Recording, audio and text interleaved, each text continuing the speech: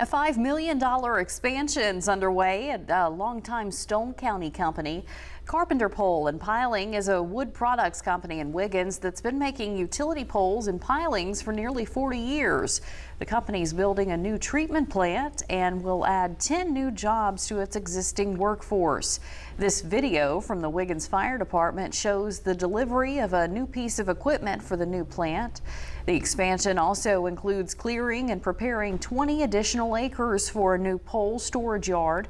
Construction is expected to be complete by September 2026 and plans to fill new jobs by January of 2027.